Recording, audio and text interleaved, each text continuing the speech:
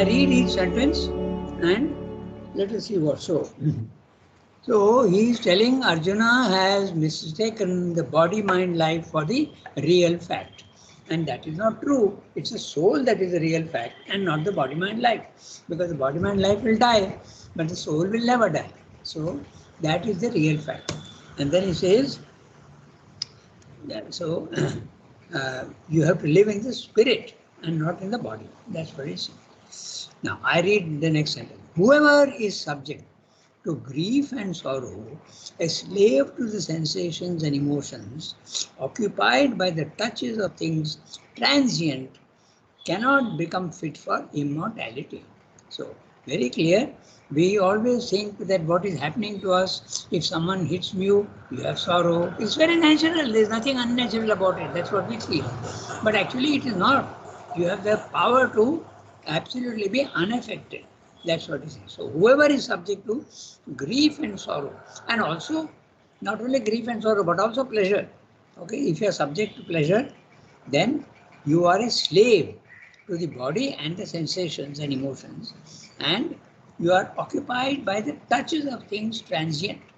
These things are all transient. That which comes to you, you have to be touched by things which are not transient but permanent. Not sorrow and grief, not pleasure but ananda. That is permanent. Okay, so that's what you have to do.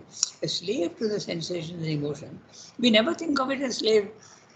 Even sleep and food, we think it is so natural. What is wrong with it? There's nothing wrong. But you are actually being forced to sleep and forced to eat. Okay, you are a slave. And emotions occupied by the touches of things, transient. And if you are subject to that, you cannot become fit for immortality. Very clear statement. These things must be born. What are these things? The outward touches. Okay, the outward touches of things. Surendra has not used the word outward here, but occupied by the touches of things, transient. He has added the word transient because that means outward. Okay, so even inner touches of things, they are all transient. Cannot become fit for immortality. These things must be born until they are conquered, till they can give no pain to the liberated man. The liberated man loses his identification with body, life and mind, and the body, life and mind will continue to have sorrow and pleasure and everything, and it will be subject to sleep and food and all, but you will be free. The consciousness is the you. So you will come out and you will not be subject to the body, mind, life. You will be liberated and there will be therefore no pain. Till he is able to receive all the material happenings of the world, whether joyful or sorrowful, with a wise and calm equality. So, ultimately, everything in the physical world, even when what earlier you thought was painful or unpleasant, now start becoming pleasant. Okay, so that's the third stage. The first stage is you become free from the sorrows and pleasures. But you are free, but the body will continue to have sorrow and pleasure. But when you go to the third level, the second level is the one that you are liberated.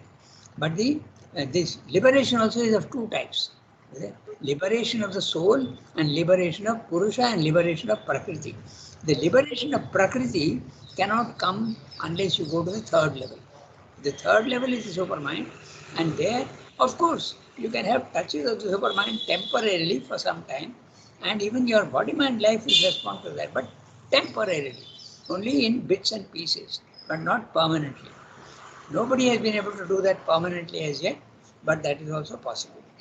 So, till he is able to receive all the material happenings of the world, very clear, material happenings, whether joyful or sorrowful, with a wise and calm equality, even as the tranquil eternal spirit, secret within us, receives them. So you are absolutely unaffected by either pleasure or sorrow. To be disturbed by sorrow and horror as Arjuna has been disturbed, to be deflected by them from the path that has to be travelled. He has to travel the path of the Kshatriya, and he is not doing that. To be overcome by self-pity and intolerance of sorrow and recoil from the unavoidable and trivial circumstance of the death of this body, this is an un-Aryan ignorance. Note interestingly, self-pity. Because Arjuna may be thinking that I am being so noble, I am thinking of the others dying. Actually, it's a self-pity. You are, I will be without support, I will be without family, I will be, my values also will go. It's egoism, self-pity and intolerance of sorrow. I don't want sorrow, but you have to learn to be free of sorrow. This is the un-Aryan ignorance. When you think that, when you are subject to these things, un-Aryan ignorance. The word Aryan we have discussed now the other day. The Ar is the root in Sanskrit, which means to plow the field. And when you are plowing the field, you are preparing the farm, the earth, for fertility, for fecundity. Okay. So this is what you have to do. Your own ground, which is your nature, has also to be plowed. All the weeds have to be taken out, all the proper, the ground has to be prepared. That is the yoga. Okay, that's what you have to do. So the word Aryan is very interesting. The one who is prepared is the Aryan. The one who is not prepared is the un-Aryan. It is not the way of the Aryan climbing in calm strength towards the immortal life. So, we can read the next one now. There is no such thing as death. So, Arjuna is expecting advice as to what to do and what not to do, but he is telling him that no, at your level there is no solution. So you have to go to the next level and there you will find the solution. So he starts telling him about the transience of the body, what is the soul, what is the soul is not, it cannot be made wet, it cannot be dried, it cannot be burnt. So it is eternal forever. All this knowledge which Arjuna does not have, he is going to give him now. Very, very fundamental spiritual truths. So let's read the next one. Who will read? Not a very big passage. Shall I start? Yes. There is no such thing as death, for it is the body that dies, and the body is not the man. That which really is cannot go out of existence, though it may change the forms through which it appears, just as that which is non-existent cannot come into being. The soul is and cannot cease to be.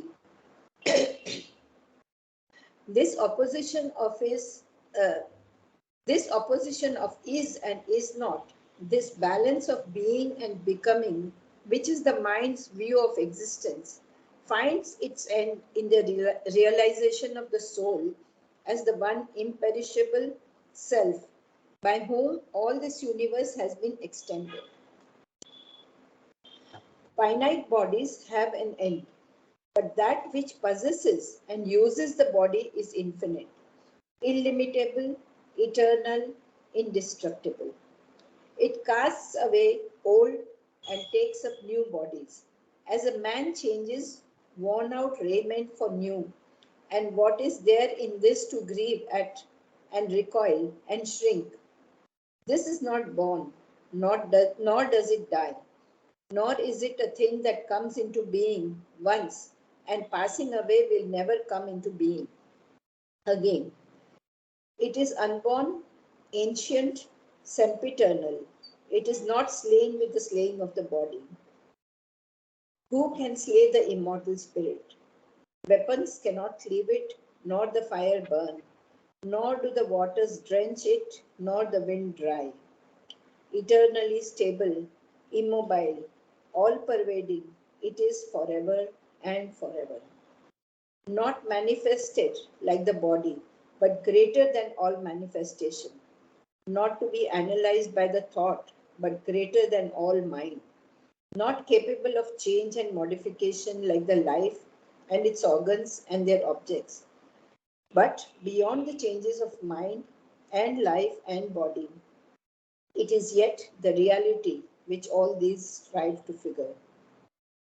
It's a very interesting thing because the statements seem to be very ordinary, but actually there's a great amount of depth in them. And that depth also we have to sometimes, we take for granted certain things, but there we have to understand the intrinsic nature of the reality. So that we'll have a look at what he said. Now he's telling you, there is no such thing as death, for it is the body that dies, and the body is not the man. The man is the soul, that is the permanent part of it. This is very, very clear. We can understand very easily. But in Life Divine, he has expressed how death is not a is not the reality at all. Death is a process of life. Okay? He has explained very interestingly, and I'll just mention that very briefly here. What is death? Actually, death is something very salutary. It is something very beneficial to you. Why? Because each individual soul starts from ignorance and it has to go to knowledge. And how will it go to knowledge? Only through experience. Unless you have experience, you will not know what is the truth. So you have to experience. And the infinite is endless, endless. So in one life, how much can you learn? So in one life, you will learn something. Suppose you are I use this image all the time. If you are a soldier, what this life you have learned, the essence of what your life is, courage and the capacity to face the enemy. Okay. Next life you are an artist, and then you get the sense of beauty. The aesthetic sense develops. So in one life, only one thing is coming.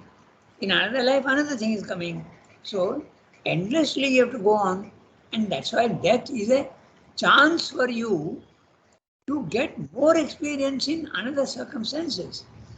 Sometimes this is also what happens in the bank also. Suppose there is or even in medicine also. When you are an intern, you are put into different departments to gather experience.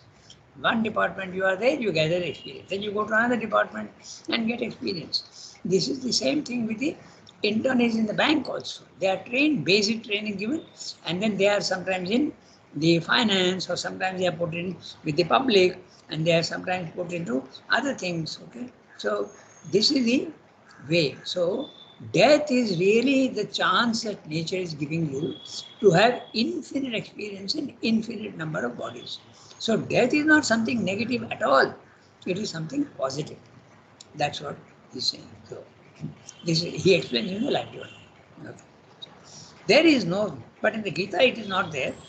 And Gita is just saying there is no such thing as death. And the Gita says no such thing as death in a very interesting manner. We'll have a look at that. You see? For it is the body that dies, and the body is not the man.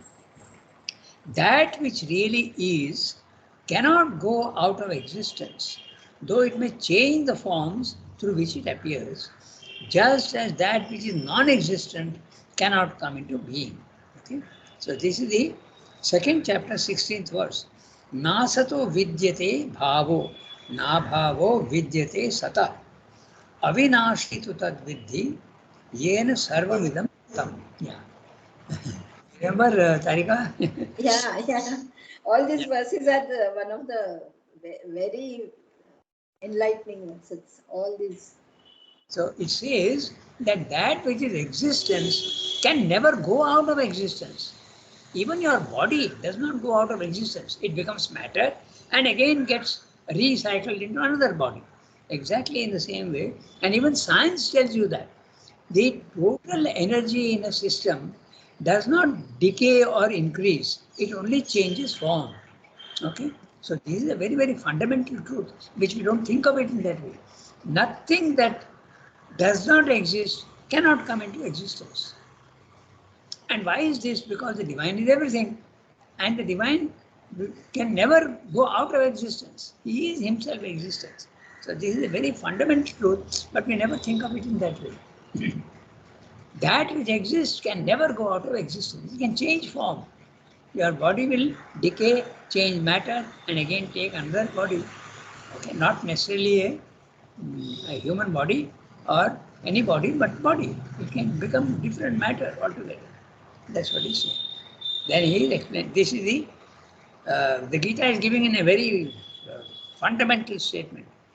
That which is in existence can never go out of existence. That which is not in existence can never come into existence. Avinashi tu tad vidhi yena sarvamidam tatam.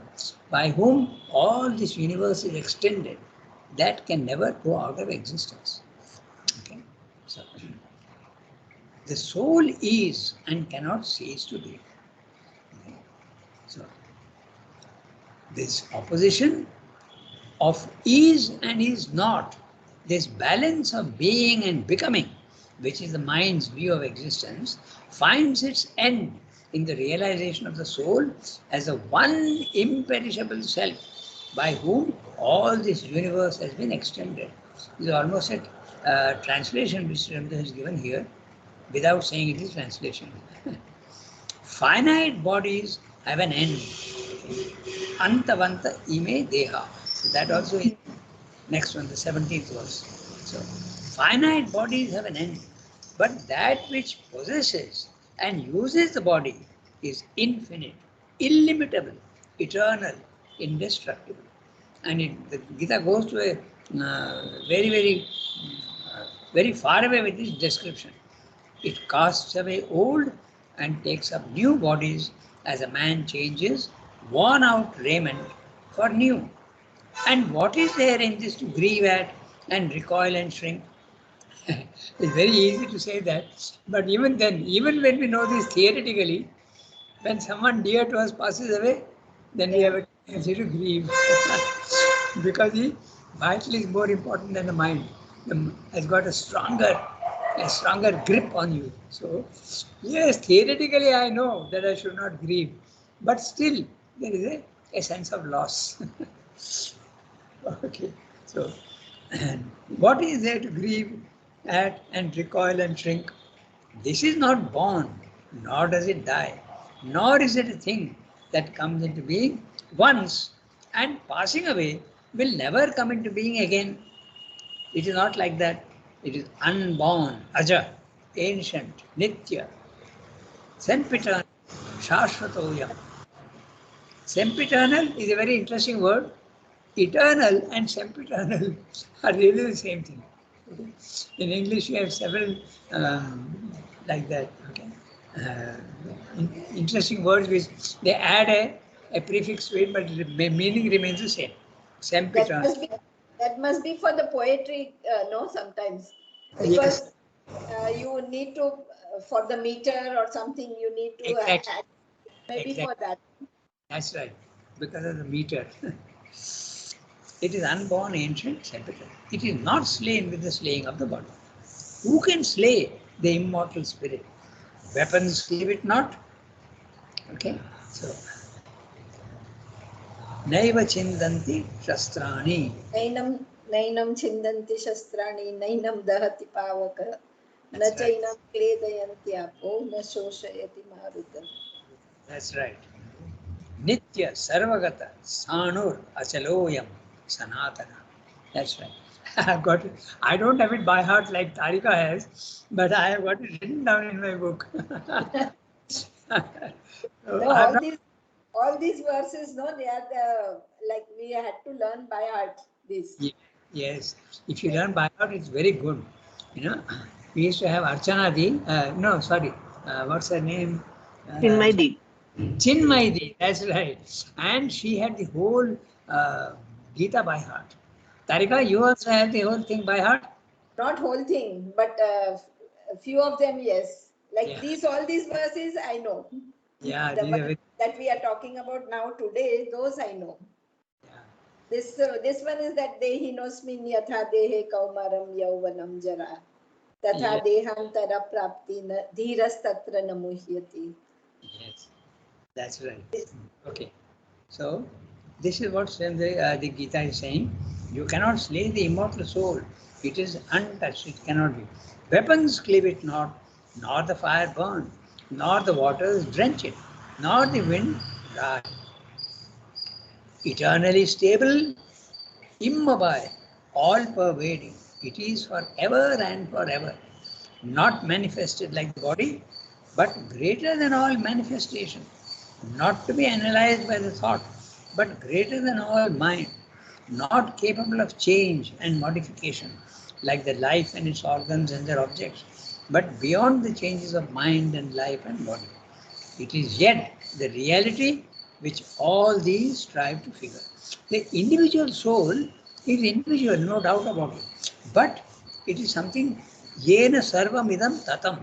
Okay? The whole universe. So the soul can become as large as the universe.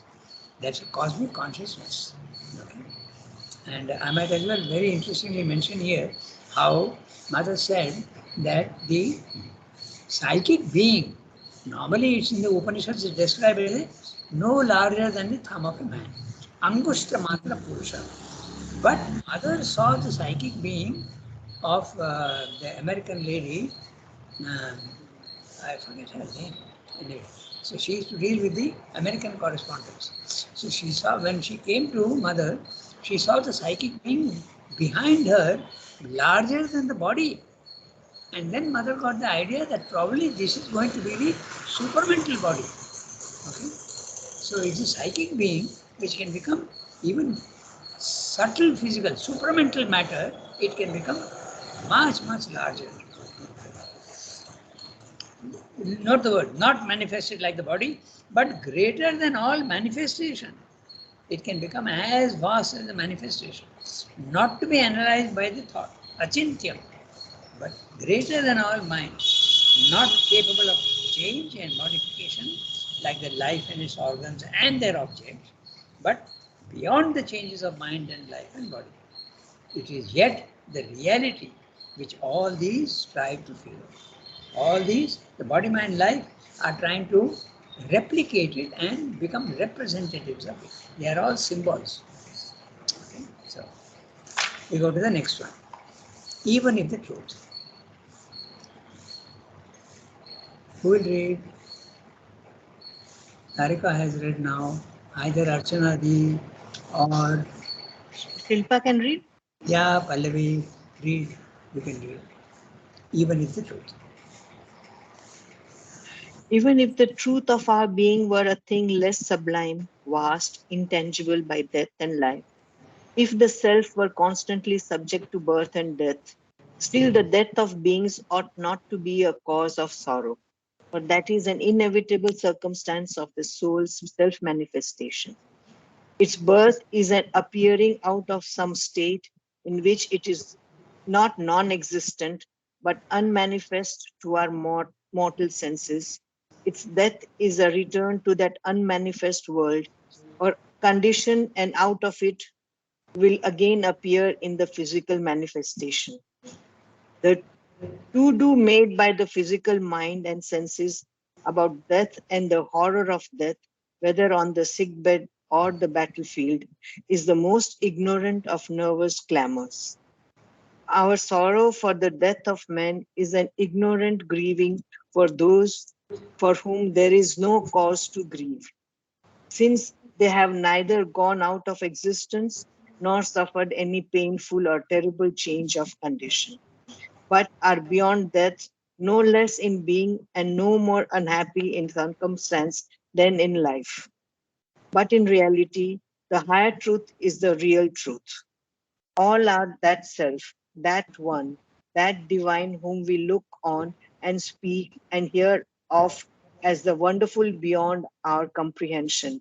For after all, our seeking and declaring of knowledge and learning from those who have knowledge, no human mind has ever known this absolute. It is this which is here veiled by the world, the master of the body.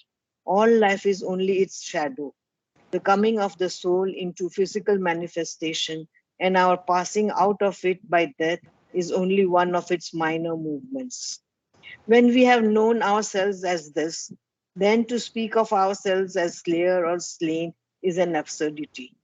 One thing only is the truth in which we have to live, the eternal manifesting itself as the soul of man in the great cycle of its pilgrimage with birth and death for milestones, with worlds beyond as testing places, with all circumstances of life, happy or unhappy, as the means of our progress and battle and victory, and with immortality as the home to which the soul travels.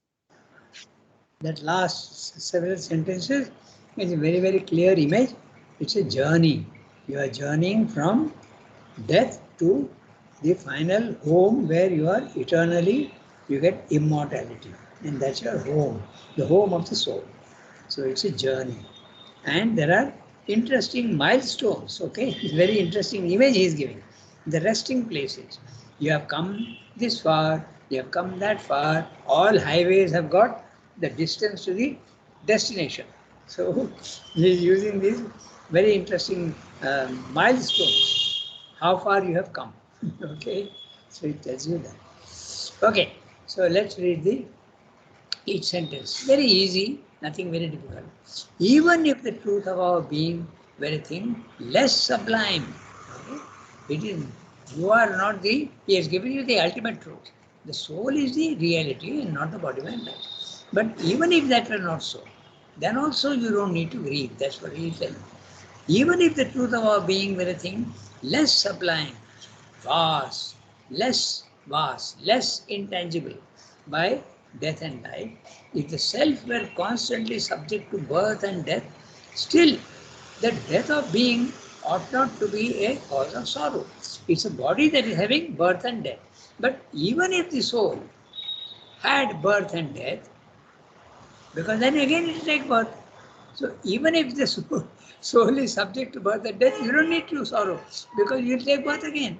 That's what he's saying. Of course, it doesn't happen like that, but he's trying to explain to Arjuna.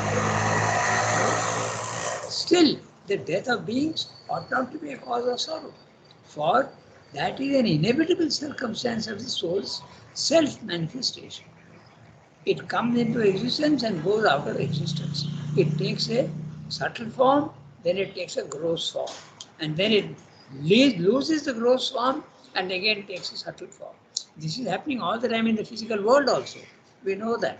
Water can be made into ice, solid, it can be made into liquid, and it can even be made to disappear into a water vapor. That's what happens all the time. Even the oceans are being heated and the water vapor goes up into clouds and again comes back into the sea. So this is happening all the time.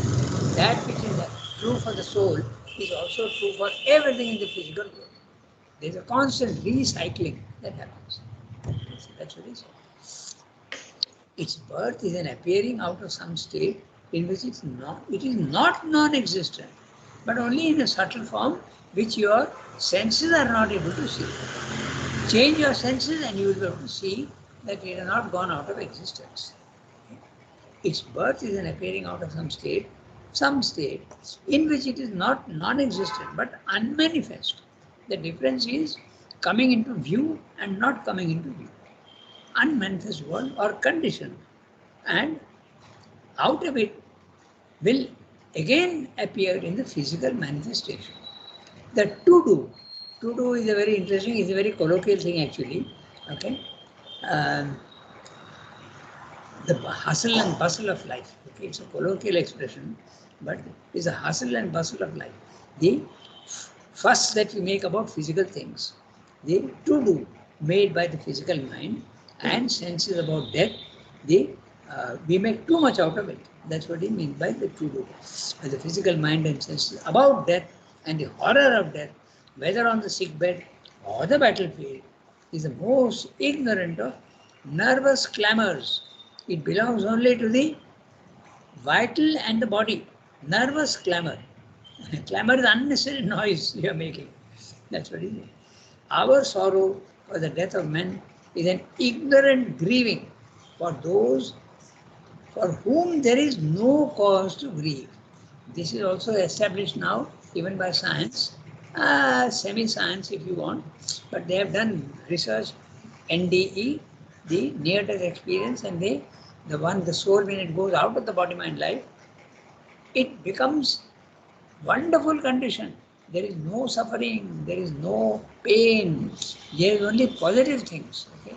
There is love, there is sighting of light, there is only the most pleasant things can happen to you. So, but the ones who are left behind are the ones who have this sorrow. So, they have neither gone out of existence nor suffered any painful or terrible change of condition, but are beyond death, no less in being, and no more unhappy in that circumstance than in life. But in reality, the higher truth is the real truth, not the lower. The lower is the bottom and that. All are that self. Everything, all are that self. That one, that divine, whom we look on and speak and hear of as the wonderful beyond our comprehension. For after all our seeking and declaring of knowledge and learning from those who have the knowledge, no human mind has ever known this absolute. This is the, I think he is referring to the 29th verse, Ascharyavat Pashyati Kaschidhenam Ascharyavat Vadati Tathaiva Chanya. The ones sometimes speak of it, sometimes they look at it. Ascharyavat Chainam Anyah Shrinoti. You listen to it. Okay? Shrutva epenam Veda na chaiva Kaschid. No one knows it. That's what he's saying. You speak about it, you nobody has really knows what it is. That's what he's referring to here. No human mind has ever known this absolute. So Srimad is going on translating, but he has not given it as verse. He has given it as a prose. It is this which is here veiled by the word, the master of the body. Not only master of the body, but also master of the vital and the mind. But he is speaking here only of the body because of Arjuna. Arjuna is thinking that the body will disappear. It is this which is here veiled by the world. The world is the gross world which is hiding the subtle world. Master of the body. All life is only its shadow. We constantly use this image of the shadow and the reality. There is a resemblance between the two, but it's only a very distorted resemblance. Out of the death, all life is only shadow. The coming of the soul into physical manifestation and our passing out of it by death is only one of its minor movements. When we have known ourselves as this, then to speak of ourselves as slayer or slain is an absurdity. That's it. Nahanyate hanyamane sharire. He is referring to that. Nayam hanti na evam vetti hantaram yat chainam manyate hatam. Neither are you killed nor are you the killer. That's what he says. Verse 19 from chapter 2. He is translating everything, but not as shlokas. So when we have known ourselves as this, then to speak of ourselves as slayer or slain is an absurdity. One thing only is the truth in which we have to live. The eternal manifesting itself as the soul of man in the great cycle of its pilgrimage, with birth and death for milestones, with worlds beyond as resting places, with all the circumstances of life, happy or unhappy, as a means of our progress and battle and victory, and with immortality as a home to which the soul travels. Srila is so fond of constantly using images. Now look at this image and see how apt it is. Okay? It's a journey. The soul is on a journey. It is starting from ignorance and going to knowledge. And what is it doing? Look at all these. Even every detail is an image. One thing only is the truth in which we have to live. And what is that? The eternal manifesting itself as the soul. Even the soul of man is really the divine. That's what he's saying. In the great cycle of its pilgrimage. So it's not only an ordinary journey, but it's a pilgrimage. You are going to something holy. No?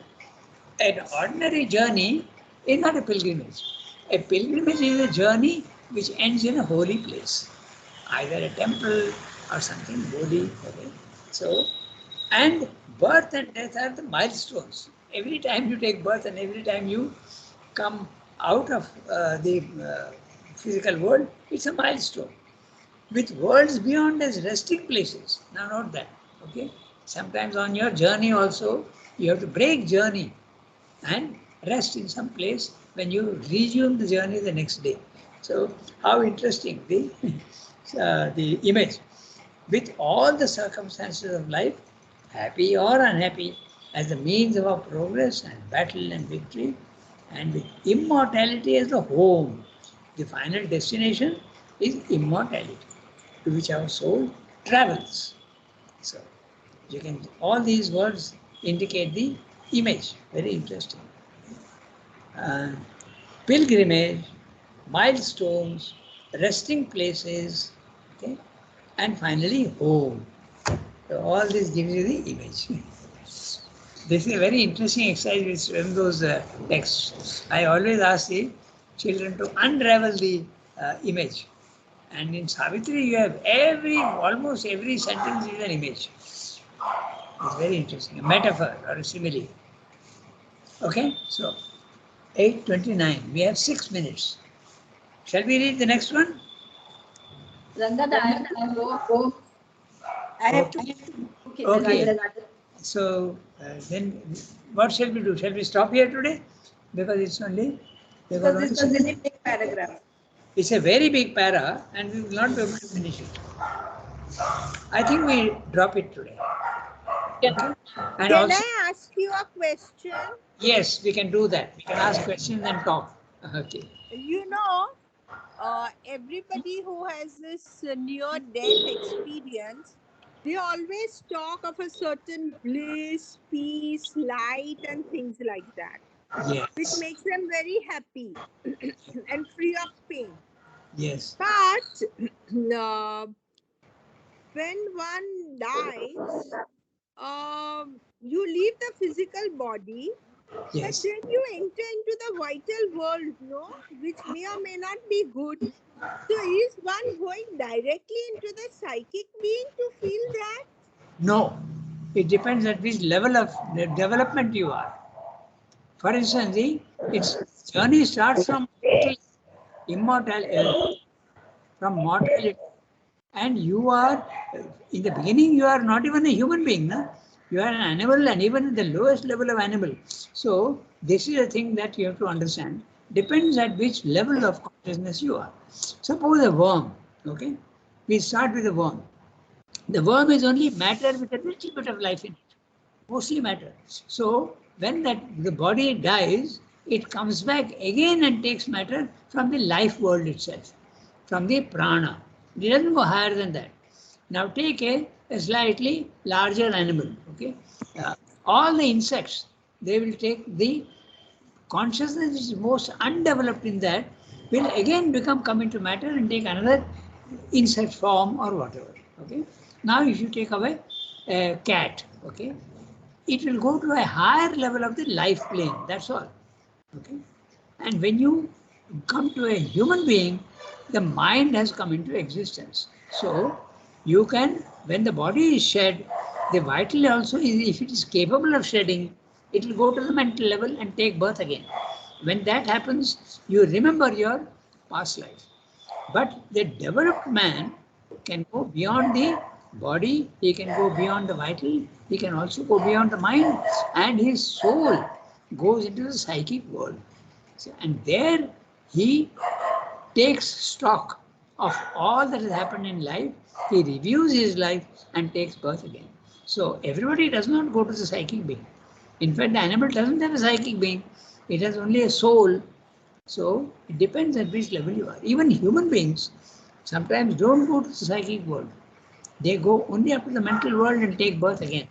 And when that happens, the memory of the previous life is fresh. So all cases of reincarnation, that's why it's very interesting. They are usually accidents or even murders. It's very interesting. Accidents or murders. Then the ones who are not coming back from the mental world, they don't recover. There, because the mind has dissolved. The individual mind is dissolved. So the record is not there. The essence is there in the intraconscious. but not the details. But in the case of those who are not developed, okay, they go to the mind and all the mind is not yet dissolved, and they come back with that previous mind and they remember details. This is the reincarnation that takes place normally. But a developed person, he goes into the psychic world and comes back, and his old mind and old vital have dissolved. So only remember the essence, but not the details. Is it possible to retain the details? Yes, if you go to a higher level of consciousness. Those who are yogically developed, they can not remember, but recover their past lives. They won't remember, but recover. And recovery leads to memory. That's an interesting part. So, if Rangada, one somebody, question. Yeah, one by one. Go ahead. Go ahead. Okay. okay, you know, so if someone is open to their psychic being, then Yes. would they know that, oh, in my last life I was X, and in the life before I was Y, and then I was Z? Would they remember if they are open to the psychic being? I think so. I think it is possible, but depends to what extent you are conscious of a psychic being. I don't think that you need to necessarily go to the self. I'm not sure of that. But psychic being, if you are completely identified with your psychic being, the psychic being knows what it has done in past lives. So it can recover. I think so. I think what you're asking is sure, but I'm not 100% sure. But I think it's possible. If you go to the self, definitely it is possible. If you are stationed permanently in the self, certainly you know. Mother has said so many of her past lives she has spoken about. Okay, and Srimda also has spoken very only hinted at. He says that he was there in ancient Greece once. And Amal asked him once. Okay, Amal asked Srimdo what were his past lives, and Srimdo told him in a very general way. He said that you must have been in this place, you must have been in that place. So he gives him a very general statement, but not the details of the life. Okay. So, Pallavi, you were asking. Yes, Rangada, but a person who has realized his soul, does he need to come back? He may choose Ah, not to come back also. yes, he can choose not to come back. That's why he's talking resting place in the subtle worlds. So, if they So choose, he may choose not to come back, but does he need to come back? no, the need to come back is not there if you are liberated permanently. The need to come back is a necessity when you have not realized your soul. Then rebirth So is then the soul doesn't need any other experiences, material experiences. Like we generally, everyone comes back to have new experiences. That's right. That's And right. that is towards realizing the soul, or it is just to have experiences? Yeah, no. When you have experience, you are becoming wiser and wiser, na?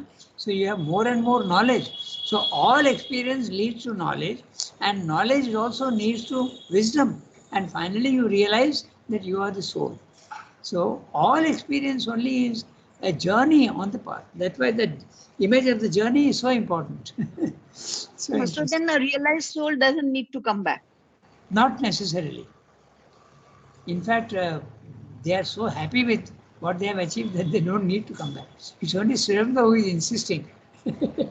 Come back and help the others.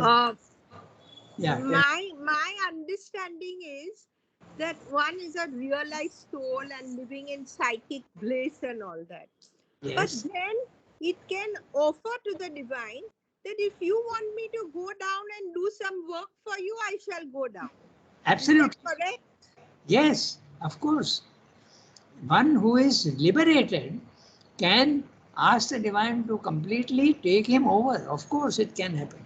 But it need not happen also. No? It need not happen. That was the idea in India, that your liberation is enough. You don't need to come back. In fact, it went sometimes so far as to say that don't, you won't come back. They went that far. Not that you need not come back, but you won't come back. That also it went that far.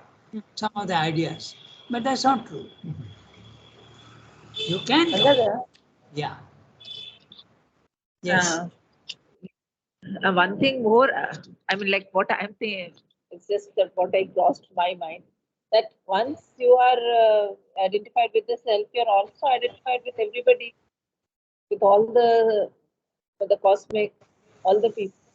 So when other people get to be identified are in pain or are suffering, naturally you will want to, I mean, like the soul will want to be a part to make the world more beautiful or whatever words we say to divinize it, help in the divinization of the world, to Yeah. improve the manifestation or to make the manifestation more complete.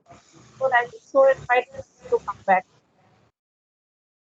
Yes, that is a possibility, definitely. But Archana, remember one thing, there is the realization of the psychic, and the psychic is individual, okay? And there is the realization of the self, which is universal. Talking The of the self, self, yeah. re- You go to the realization. self, then you identify with everybody else. Then the possibility of what you are talking can take place. But when That you are self, identified, okay. huh? Because once you're identified with the self, then also you're liberated. Yes, Yes. liberation is certain, of course. So Of after that, I'm telling, when you're liberated, still you, because you have a oneness with everybody, you course. will feel like that's what I was trying to tell. No, Not of the I side. don't. Yeah, okay. What you're saying is interesting, but I don't think that's a necessary thing. Okay, you don't Even automatically feel like helping everybody else. Like Buddha came back, no, in that That's right. sense. That's right. And many, even the Ramakrishna and Vivekananda, they were all in the subtle worlds. Okay, and they don't come back, but they can help from there also. But they're not taking necessarily birth again. And you remember Vivekananda came and spoke to Sri Lanka for so long, and even now, okay, those this Ramanashram is they bring out a magazine, and there are many cases now. Ramana passed away in 1950, like Sri Lanka. He passed away in April 1950, and Sri Lanka passed away in November. No, December December. 1950. Yeah, but even today, there are people in America, in South America, who experience Ramana's presence and they feel guided, and then they come here to Ramanashram in Tiruvannamalai. So they are there, stationed permanently there and helping others. But they don't need to necessarily come back into the physical world. All cases are possible. Remember one thing, there are no rigid rules in the spiritual worlds. There are all possibilities are there. So one can remain there, one can disappear into the infinite, one can also take birth again. There's so many different possibilities. Okay? Excuse Yeah. me, one more question, please. Yes, go ahead. You know, say one opens to one psychic being, okay? But Yes, that is an inward journey. It yes, is not necessary that one can even go up to the higher mind, lower mind. absolutely. So, if that psychic being wants to go to the over mind plane, Uh, it has to come back on earth.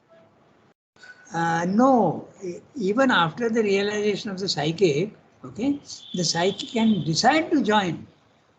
It's already, when you realize the psychic, you are already in the, okay. When you are in the self, the consciousness has gone out of the body mind life. But when you realize the psychic being, you are not out of your body mind life. You are still in the body mind life. You are in the physical world. So the psychic being can decide that it wants to join the self. Siddhartha says that very clearly. Okay. It can, when you realize the psychic, you are still in your body mind life, and you are very content with intimacy with the divine and the divine presence. But some cases they say, no, I want knowledge also.